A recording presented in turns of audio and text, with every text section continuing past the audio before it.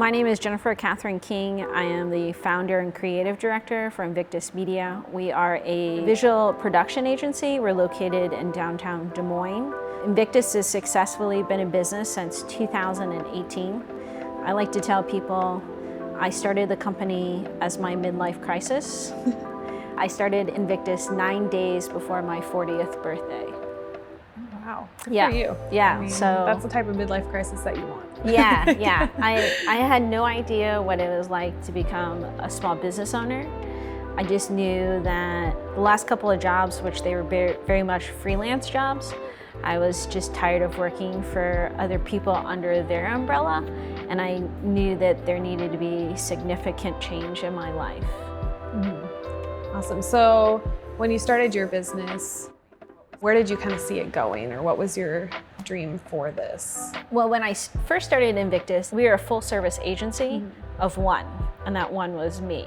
We did everything. We did social media placement, website design, graphic design, video production, anything to help support whatever business that I was working with on helping them in whether it was digital or traditional media. So when I went full steam with Invictus, within 3 months of being in business, I had 10 clients already, and I was slowly sinking. And I knew that I needed to bring in more help. I brought in an actual intern. He was actually a high school senior, and he helped me with the graphic design aspect. I taught him graphic design work as fast as I could. And then I taught him social media placement and things like that, because I knew that if I didn't hurry up and take care of, not really so much hurry up, but if we didn't take care of those 10 clients, then it would pigeonhole me on, it would stagnate the growth. So I brought on like a part-time intern, but he was a paid intern because I believe in paying people. Yeah. I would say within another 30 days, 4 months into being in business, I brought on a full-time filmmaker, cinematographer to help with the video production aspect of it. I would say within the first 120 days, I had a full-time employee. Wow. And the only reason why I had a full-time employee instead of a 1099 contract employee was he didn't want to pay taxes on his own, so the company had to pay for him. So that's what I did. And then within 6 months, I started shifting the focus of Invictus to where we were mostly video production in that aspect, and slowly started saying no to doing social media, website design, and things like that. I started connecting with other creatives and collaborators on people that I felt that was their specialty. So it was easy for me to recommend such and such for X job, because that's what they did for a living. Yeah. As far as what I saw in Invictus, I wanted Invictus to be a visual production agency, content creation, because there really wasn't anybody in Des Moines solely doing what I wanted to do. So my background was, I got into the business by accident, walked into my office one day and said, I need you to create the video production company here, like the internal, video department here at Nike. And so I did that for a few years, and then I was recruited by Men's Health and essentially did the same thing. So I've been doing, truthfully, video production since 2010. Wow, that's awesome. So how did you get started then with the SBDC? How did you hear about us? And around the time where around 6 months in, I had heard of the Targeted Small Business Program by the Iowa Economic Development Authority. So I ended up meeting Jill Lippenscott face-to-face, because if you become a TSB, Jill likes to meet people that are actually the owners, so to basically verify that they say who they are, right? I get that. And then she ended up telling me about the SBDC in our first meeting, and honestly, I didn't have a business plan. The business plan was basically locked into my head. So I didn't know I needed to do that. So she ended up giving me Jenica Johnson's information, and I scheduled an appointment with her, and I met her, and she basically turned me on to Live Plan, which is the SBDCs, all encompassing like business plan, forecasting, things like that. She was kind of walking me through it, and she was like, well, is there something that you want me to help you with? And I had no clue what forecasting really was, right? Because I've worked for other companies that did all of that. Like, you know, yeah, I knew what a budget was, and I would submit my budget, you know, and then they would tell me yes or no. But as far as like actually forecasting the business and building a growth plan and things like that, like I knew it, but it was up in here. And I didn't realize that you kind of have to have one if you want to have a conversation with a bank. So like an actual official one. Yeah. So I sat down with her, and we actually did my forecasting, my projections for the remainder of 2019 and 2020. So we did it in like basically like it was an 18-month projection. And then I actually took that much later, because I knew that we were growing, but we were growing at a very fast pace. And I knew I needed a little bit more capita to keep up with that pace. There isn't a handbook for small business owners. Like there isn't small business owners for dummies or how to run a business 101. I mean, if there would have been, I probably would have bought the hard copy and the audio copy. So the audio book. If there was, I don't think people would need us. Yeah. There wasn't anything like that, you know, and I've been very fortunate enough to where I've had tremendous mentors along the way. But when you are literally in your first year of business, it is a lot of hard knocks and bumps that you have to adjust to, and you have to go through them to understand the importance of each lesson learned inside of it. So no matter how many people told me this and this is X, Y, and Z could happen, you can't really understand until you experience it. I went to the SBDC because I needed help with a business plan. I didn't know I needed to have one. Again, even though it was pretty much locked into my head. But from there, the SBDC, you know, like the thing that I liked about the SBDC is that it was always there for me when I needed it. The great thing that I've always liked about the SBDC is that anytime that I've needed them, they've been available. So I did my initial forecasting, and I actually did develop a small business plan, but I was already in business. So like pretty much everything that I wrote in the plan was already implemented. But the following year, I needed to do another round of forecasting again. So it was really easy for me to, you know, I had Austin's email address, and then I had Jenica's information, and it was as simple as sending an email and basically be like, can you turn my plan back on? And, you know, within an hour or two, it was.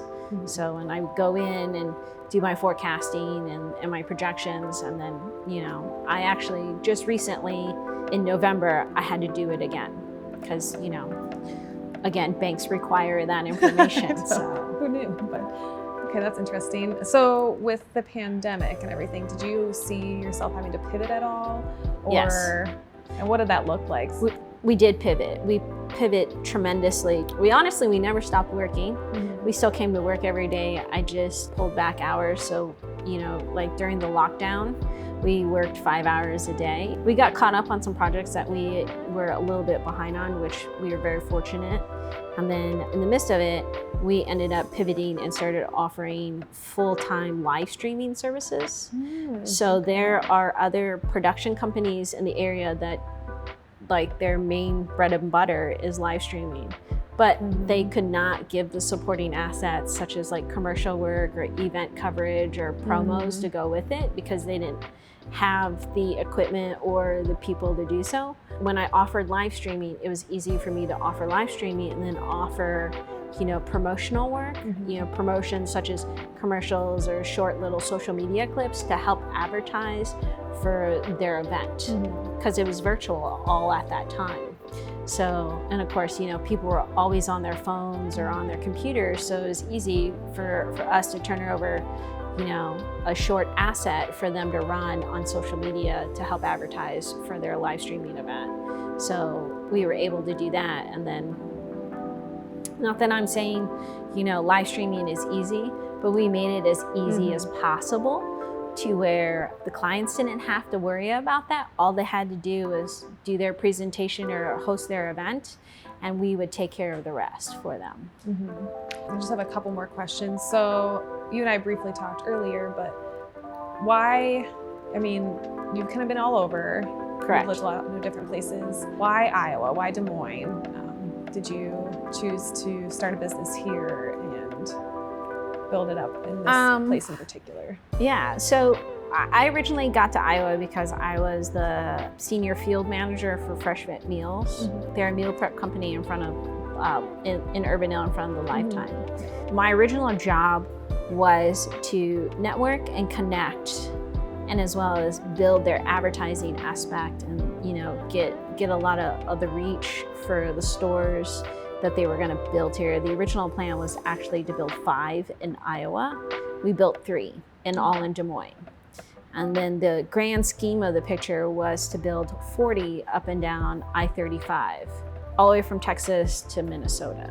I had learned the best way for me to help grow a business was to get in the community and start making connections. So essentially the year that I worked for Fresh Fit, I had built a lot of connections and a small network. It was easy for me to connect with people inside of the network or the community that I had built. And then as well as I knew that when Invictus got to the point to where we would start traveling full time, the airport truthfully made a significant difference in the decision to stay here, because it would just only take TSA, honestly, you know, it doesn't matter what time of the day, 10 to 20 minutes at the most to get through. You know, your larger airports like Chicago, LA, New York, you can spend hours trying to get through TSA. Getting in and out of Des Moines is also very central, so you can easily come in and out as you need. Yeah, no, that makes complete sense. And I guess, yeah, with all your equipment and everything, it is very convenient to have a place where you can travel with it and not have to worry about it being confiscated and all that. Yeah, so, for sure. I guess my final question is, so what would be your one piece of advice to give to someone that's thinking about starting a business or is just, you know, really early on in it? What have you learned through this process that you would, you know, tell a fellow entrepreneur? That's a loaded question. I know it is. I love to ask it though, because I get really interesting responses. So I would say, you know, use the resources that are available. I did not realize that there are so many free resources to help grow your business or help you navigate inside of it. I didn't do this all by myself. To a certain extent I did, but I, you know, at the end of the day, I advocated for myself. I spoke up when I needed help and I took it when I needed the help. You know, there wasn't any pride inside of it because, you know, nobody wakes up and says, I'm gonna be a small business owner. Like, nobody's that crazy. And if they are, then they're 100% legit and they're ready to do it. The resources that I used was, I used the Iowa Economic Development Authority.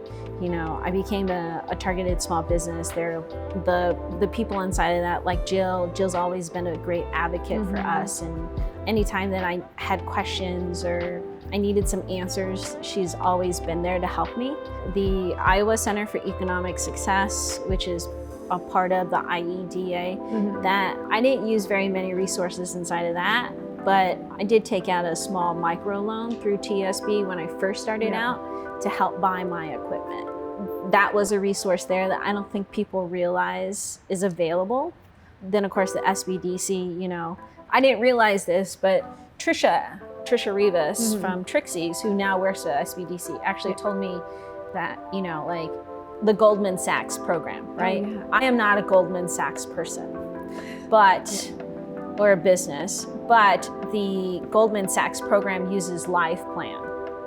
Well, you don't have to do the Goldman Sachs program. You can just get Life Plan from the SBDC, which is 100% free. And I can, you know, truly testify to the fact of I use it every year and I don't get charged for it. So it is a extremely great resource that is free and is available. I just think not that many people know about. Yeah. That is my best piece of advice, is Anybody that's starting out, whether you're a guy or a girl, it doesn't matter where you come from. If this is a business, if you want to start a business, reach out to a fellow small business owner and ask them the questions. Ask them the questions that you need the answers to, because for me, I can direct people to the places I got my answers from. Yeah, exactly. And I guess I do have one more question that just kind of came to me. So, I mean, you are a woman business owner too. And does that, I guess for women wanting to start their own business, would you still offer that same piece of advice? Or is there something else that you would, I mean, times are changing, obviously, and there's a lot of women business owners out there and things like that. And there's so many more opportunities for them. Would you offer any other piece of advice for them specifically? Are there communities that you've found, especially in Des Moines? My first year, I actually joined NABO. Okay. I probably did NABO for 7 or 8 months, and then I just felt like, where I wanted to be at was completely a different version of what, NABO is great because it puts you in connection with other small business or women business owners. I am a part of FemCity to a point, but I'm not a FemCity member. Yeah. I support other women inside of FemCity. Like, I allow them to come use our studio space or our event space and things like that. I don't really charge them. Yeah. I don't charge them, actually. I look at it like, if you need the space, I have the space, as long as it's not conflicting with a shoot that we have or something that we have going on. Those are two really good resources. I joined a small nonprofit group called Heart of Des Moines. Okay. That they work with, it's a mix of different collaborators or creatives that actually like to work with nonprofits. I think as a female business owner, I don't think I've truthfully have run into an issue of I didn't get business because I was a female. I would hope that my resume is strong enough, and then the work that we're doing here is able to present, a good representation of what Invictus can do. I think, honestly, as we're going into 2022, it doesn't matter if you're a man or a woman. If you do great work, you do great work. I have a hybrid mix, 3 females and 3 males that work for me. So, and they all come from all different walks of life. I think as a female business owner, it doesn't matter if you're a female business owner or if you're a male business owner. It just depends on what drives and motivates you. I think there is a great female business network here in Des Moines that you can easily plug into. But truthfully, the 2 mentors that I've had, the 2 or 3 mentors that I've had have actually been males. I think you just have to look at it like, my best piece of advice for a female business owner is if you want to do it, just do it. If you find that you're struggling, then reach out to, if you feel more comfortable reaching out to another female business owner, then by all means. I've had questions along the way, and I've talked to the people that have been a part of my life that have built their own businesses, or they've built several businesses. And I've asked them questions, or we just kind of talk shop. Awesome. Well, yeah, you guys have a lot of great services to offer and a lot of good that you can do to a lot of businesses. Yeah. So, yeah. And obviously, if you need any services from the SBDC, it's just iowasbdc.org and request counseling. And, yeah, we'd love to help you out. So, well, thank you so much. I appreciate you sitting down and speaking with me. And it's kind of anything else you want to add, or that's pretty much all my questions. And no, I think what you guys are doing is phenomenal. I think a lot of people just don't really realize that you guys are there. You're kind of like us. You're this undercover thing, and then when people find you, it's like, oh wow, Yeah, I think the pandemic, we were like the best kept secret before then, and then people realized with all the PPP and all that coming out that they're like, oh, this is something that we offer, and we're no cost. So everyone thinks we offer. They'll have to pay us to help them, and nope, we're just full-time people that want to help. So yeah, it's nice that small businesses have that opportunity and these resources. Correct. So. I didn't realize you said 15 regional offices? Yep. So we cover all 99 counties across Iowa. Okay. So if there's one in Des Moines, there's one everywhere. I mean, yeah. So we're very lucky, and we have a lot of really talented people. Yeah. and this is their job. This is what they want to do. So they're just very passionate about helping small businesses. We're very lucky. Yeah, for sure. And Jenica's awesome. So Yeah, Jenica she is super cool. I like her a lot. Yeah. Sometimes I send her an email, I'm like, hey, what's up? it's just so much fun. Yeah. I love her. Yeah. Yeah. I work with the best people, so. Yeah, that's great. Yeah, it makes a difference when you get to you love what you do and you love coming to work, and then the people that are there is a part of that. Exactly. I've only been here a little over a year, and I feel very blessed that I stumbled upon this when I did. So yeah, it's been awesome. Yeah, I really enjoy the SBDC. The SBA has been very helpful, and then Cirrus is another. Yeah, the Cirrus program. They're actually in our building. Yeah. Our state office. Yeah, I work with Justin quite a bit. Oh, okay, cool. Well, I used to.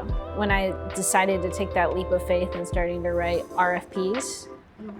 Yeah. Yeah, blow my brains out. That's not my thing. Justin was a great person to help me navigate, to understand the RFP system and all of that, and then how to write proposals and what people are looking for and things like that. And I would say it took me about 8 months to start getting into a good habit of making those RFPs or those proposals match what they were looking for. And that was great for me too, because that's actually another avenue of business that I don't think people really realize is out there as a service provider. And it's we've actually won quite a bit of RFPs from what I learned from Justin and what I started seeing. When I would submit for an RFP and then if we didn't get it, I would look at other people's RFPs because it's public information, which I didn't know until Justin told me.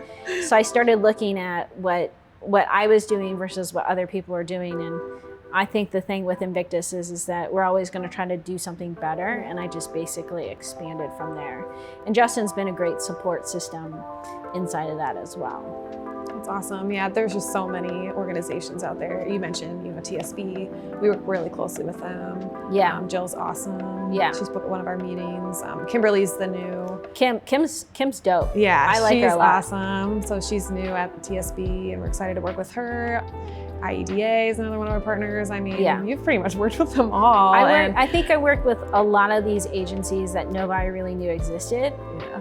And then it's almost kind of like when you stumble into one, you just go down a rabbit hole of more. Yeah, it's crazy. And it's not like these are all, super expensive organizations. No, they're free. Yeah, exactly. That's 100% crazy. And a lot of business owners just don't even realize that these are people just want to help you. That's all they do. Yeah. That's all they do. So it's just awesome to hear that you've, worked with all these organizations and people that work. I've tapped into all of them and I've taken all the resources that I could from them. And then, we grew into far more than what I could expect. I mean, we're up to now 6 full-time staff. Wow. I actually have an operations manager, so she's employee number 7. And then, we moved from less than 500 square feet of an office space to 4,000 square feet of office and studio space. And then, we're currently building a closed production set that's another 1,700 square feet. Wow, that's awesome. So, and I couldn't have done it without using the resources that were available to me to help me. I guess in an essence, whether it was through SBA programs or the TSB microloan program, we did PPP last year, and we've done all those things because in essence, I wouldn't say it was free money, but it was the resources that helped me get to the funds that I needed to help grow. Exactly. And it's just really cool to hear that helped you so much. And hopefully other businesses can reap those same benefits and take advantage of what Iowa has, because it is lucky that as small of a community as we are, we still have just as many resources available. Yeah. Well, it's funny, I've actually turned my banker over to Jenica and actually introduced him to her so that, because he had no idea that the SBDC was around. So And he was like, There you go. where did you come up with this Yeah. business plan? And I told him, and then I made the intro for him, and he was like, holy crap. That's awesome. Like, it's great for, I think bankers need to connect so that they can, have that face-to-face time. Because when I sat down with Jenica actually gave me a small list of potential bankers that she knew, but they were all outside of Des Moines. Yeah. So for me, I wanted to work with somebody here in Des Moines, Yeah, exactly. so that I can have that face-to-face time if I really needed it. Because I guess maybe I'm a little bit still old school. I still like to have face-to-face time with people. Yeah. Yeah, it's So- almost more comfortable that way, and you feel like more of a connection with people when you're Correct. actually in person. Well, I mean, honestly, the bank that I'm with, when I first came to them and I said, I need to borrow money, I need a little bit more capital because I'm growing really fast. He actually turned me away the first time. Oh, wow. He first said, I don't know. And this is over the phone, Yeah.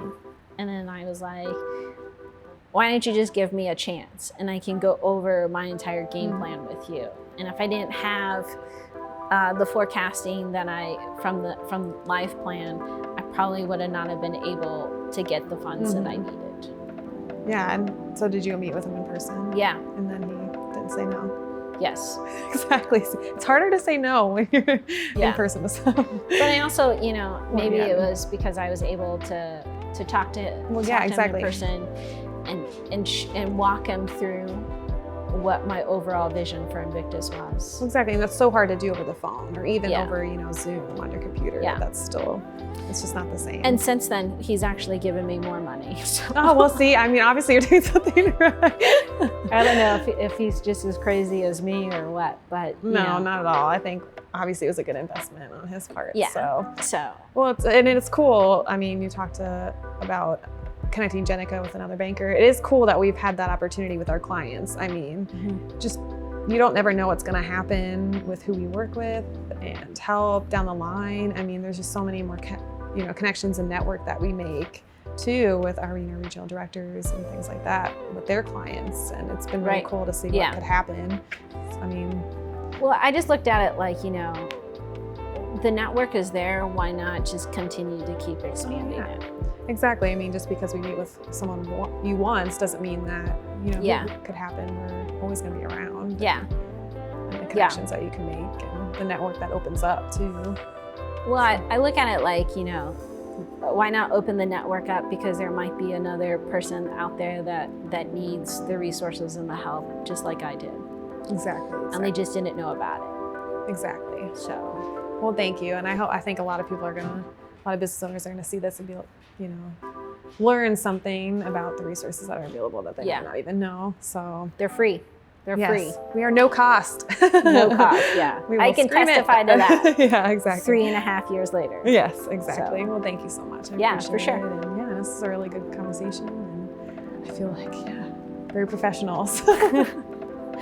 We do video.